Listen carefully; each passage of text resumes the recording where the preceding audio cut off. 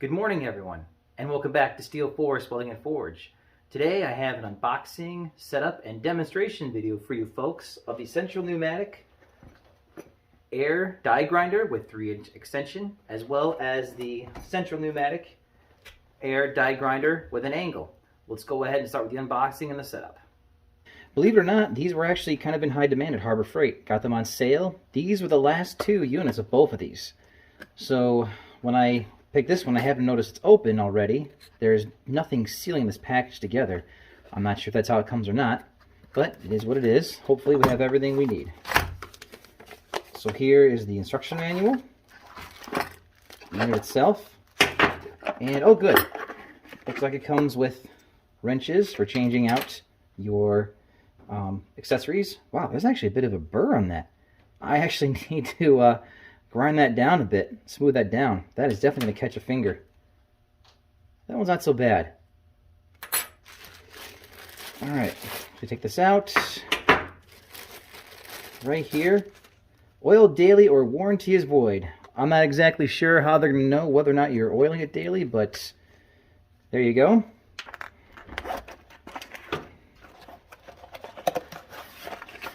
Now, because I now have an air compressor, which if you would like to see, I have a setup video on my channel as well. I'm venturing into the world of air tools. Okay, looks like very similar packaging. Oil daily or warranty is void. Again, I'm not sure how they're going to check that. Now, that's interesting. Look, there was a plug on there and nothing on this one. It does look like this box had been gone through once already. And it looks like this has a fitting for the different arbors. This one does not, so I'm guessing someone went through this box and I'm missing some parts. Here is the instruction manual as well as 2 adjustment wrenches. So there we go. That's the unboxing portion. I'm going to go ahead and read these instructions, and then we'll go ahead and set these tools up and do a demonstration. And we're back. I went ahead and read through the directions. Most of it was instructions concerning safety, wearing eye protection, all that good stuff, as well as not to run these tools above 90 psi.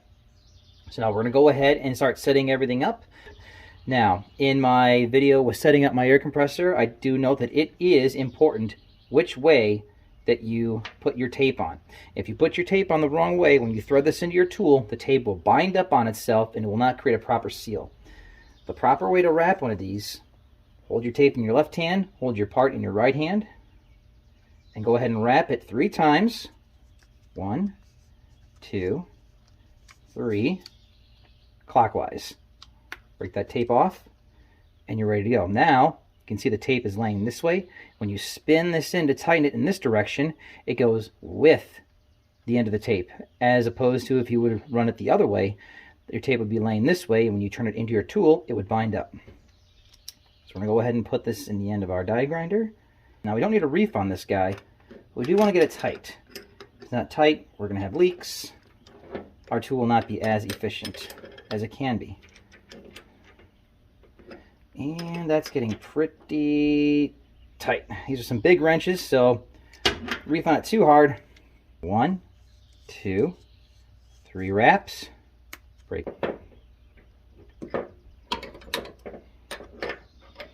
And right about there. Now, if you note with this air tool, you'll see this little fitting here. This is for an additional joint, since there's an additional joint in here that is isolated from the rest of the unit. Air tool oil will not reach this. So, what you are supposed to use is something called white lithium grease in a pump similar to this. Now, this is 105 grease. This is what's used mainly for impact tools. It's a non-lithium based grease. Now, you can use this grease in here. It's basically the same thing, but for the purposes of long-term maintenance, you probably want to go with what they recommend in the instructions, which is white lithium grease. So all we're going to do, put this guy right on top of that ball bearing, and just put a few squirts in there. Not many. Or let's do 5 for now. It's probably plenty. I'm just going to wipe off the extra. That ball did not come back. What the heck? That ball is supposed to pop back out. Okay, well, that's a little concerning. Maybe once we put air on it, that'll happen. So now we have a cutoff mandrel here. I only have one. This is going to be used primarily for die grinding. I don't currently have a die grinder yet, but we'll still put this arbor on this tool to test it. We're going to go ahead and test this one first. These new tools, they are a little tough. You may have to take this apart and manually pull that part out like this so that it seats in there properly. And that was a bit tight. So now we should be able to get that on there no problem. There we go. Now again, no need to completely reef on this part, but you do want it snug.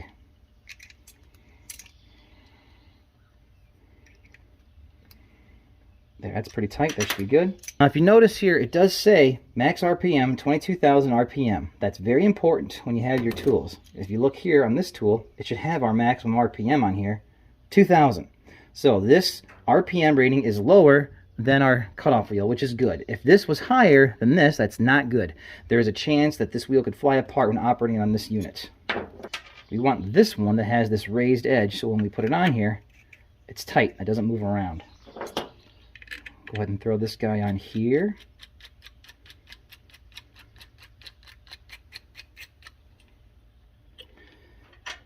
Now, you can tighten this down two ways. One, put a wrench on here, put a screwdriver on here, or you can just tighten it like this. This typically gets it just tight enough. All right, we're gonna go ahead and turn on the air compressor, finish getting these ready to go, and then we'll go ahead and do a demo. Okay, we've got our air tank filled up and up to the point where we can finish this setup.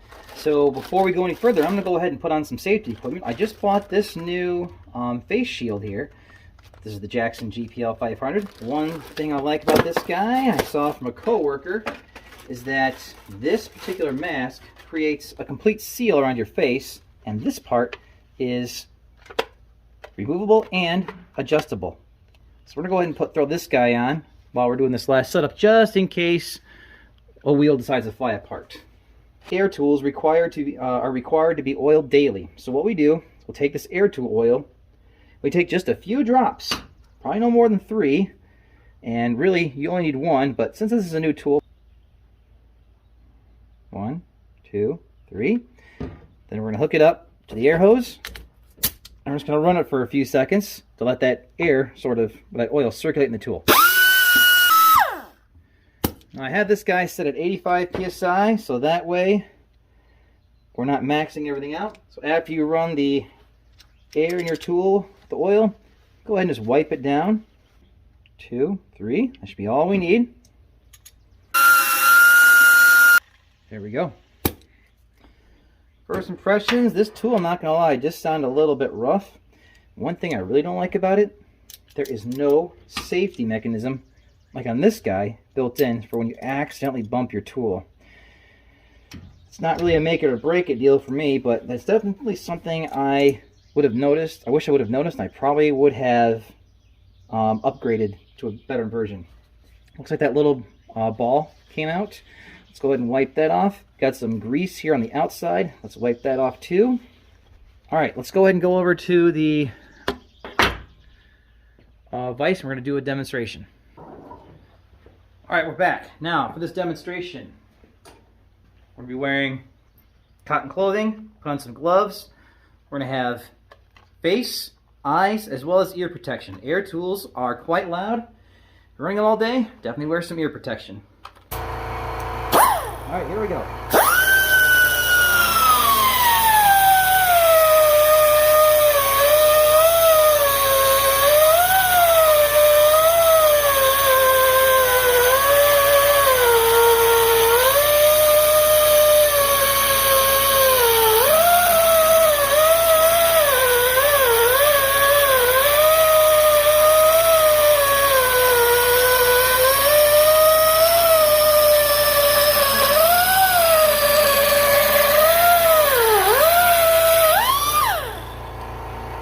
Okay. I did notice some significant chatter while I was doing that. This head is pretty tight, but there is a little bit of give in there. This is a new tool, so maybe it's not completely broken in. And also, the compressor was not full, so maybe I lost some power while I was running it. Let's go ahead and let that compressor fill up, then we'll try again. Alright, we're back. The compressor is completely filled up. This is set at 85 psi. Our PPE is on. Let's go and give this another go.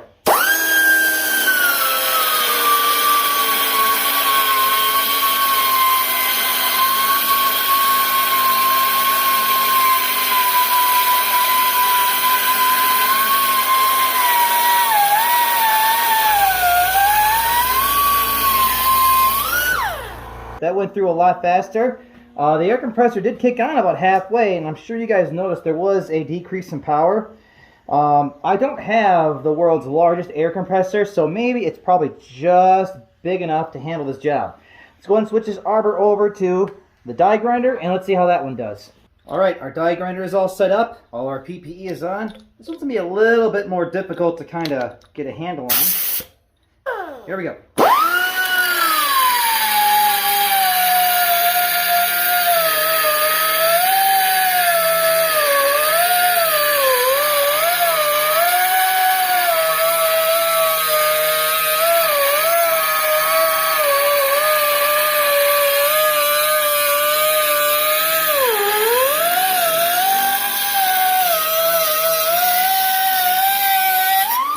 Time air compressor did not kick on. Kind of surprised. I thought it would have. All right, go ahead and go back over to the bench and I'll give my final thoughts on these tools. So here are my final thoughts on these tools. I'm glad I got them. I do like them. I love the way that this tool here with this extension feels. You get a little bit extra control in there. Now I did buy this guy to use primarily with bird tools, and I don't have any currently right now, so that's why I demoed it with the cutoff wheel. I do like how it has this extra safety mechanism built in, this little switch on your handle. This one does not have that, and that is a little bit concerning. You never know when you set this down. You may set this down like so, or pick it up, accidentally pull it. So I kind of wish I would have upgraded to a slightly more powerful tool. This is $20. This is the cheapest one they had. They did have a $60 tool, which did probably have this built into it. So in retrospect, I kind of wish I would have bought that instead. Now, my air compressor is 175 psi, 26 gallon, and 4.2 CFM. It's probably a little bit on the small side to operate these tools for extended use. I bought that air compressor to use with my plasma cutter, which is more than enough. So if you have an air compressor similar in size to mine, if you want to move into like the air wrenches, might want to get a bigger air compressor, but for the period of time that I'll be running these tools on that air compressor, it's more than enough. I also like to say I do enjoy this face shield as well. I can flip that right up where I'm wearing it. When I'm wearing it, put it back down when I need that extra safety. It's fairly comfortable on my face. It does kind of seem to stick along this rim. Didn't fog up while I was using it, so I do like it. I think it was a purchase, and this guy was only $20. Can't beat that. A lot more comfortable than the complete full face shield. Well, there you go, folks. Thank you for watching. Please hit that subscribe button. Please hit that like button. Please share this video if you can. We're getting more and more subscribers every day, so welcome to all the new folks. And thank you, folks, for helping me build this channel. Look forward to making some more videos for you folks. Thanks again, and I'll see you next time.